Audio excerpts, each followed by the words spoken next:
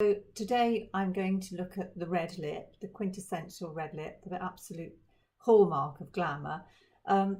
They do say that Marilyn Monroe used a lot of different colours to create that fabulous pout of hers, and there's no doubt it did look wonderful, but the technique I have is a lot quicker, but has, I think, a similar effect, as you will see.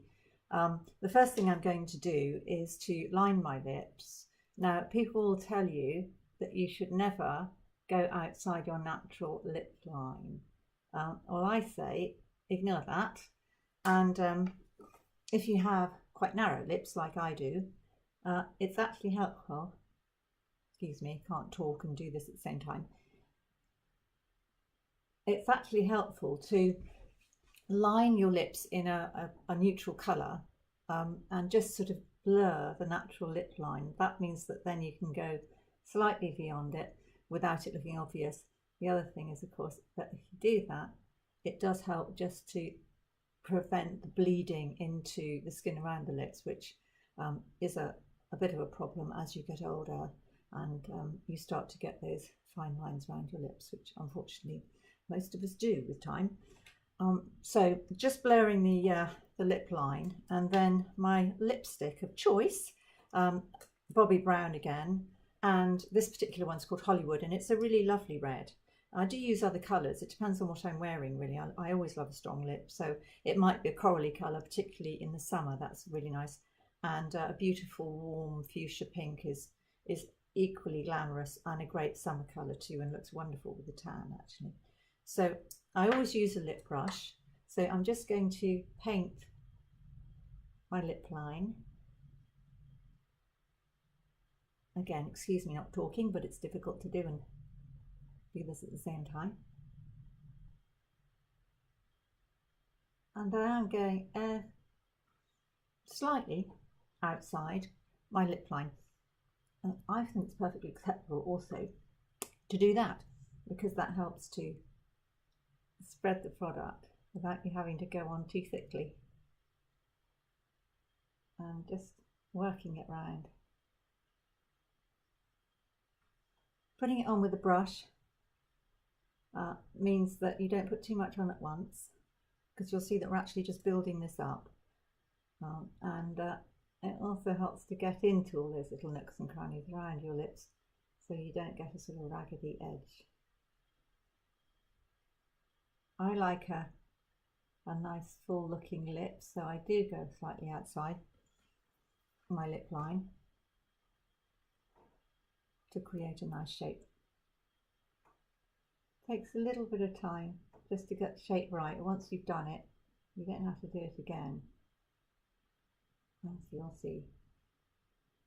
I'm going right up into the Cupid's bow, and I actually do fill in a little bit of the bottom of the Cupid's bow, as it were, because it gives you more of a pouty look, which I actually prefer. Little bit of definition at the top, and that's a nice shape. So I think that if you're going to wear a strong lip, I think it looks better if it's matte rather than super glossy. It's more modern anyway these days. So I'm going to blot it like that, and then I'm going to put a second coat on, and as well as creating a nice matte lip, if you put more than one layer on, I think two is fine, but some people blot and then put a third on them. It does help it to stay on all day as well. I mean, obviously when you're eating, you are going to lose some of your lipstick, but if you use this technique, you will find it lasts longer, so you don't end up with absolutely no lipstick on, just that weird red rim around the edge. So I would definitely recommend at least 2 coats. So we go over again, just filling in all the way around. Now what we do at this point as well is we draw our finger through our mouths. There's 2 reasons for this. First of all, it makes sure you don't end up with any lipstick on your teeth, but it also, harking back to the Marilyn technique, it creates a little bit of like a highlight in the middle of the lower lip. You can see where you've actually pronounced it even more by taking a bit more off, and you can see that that makes the bottom lip look a little bit fuller. So then we're going to just blot it again. So you can see that now we've got a nice matte effect.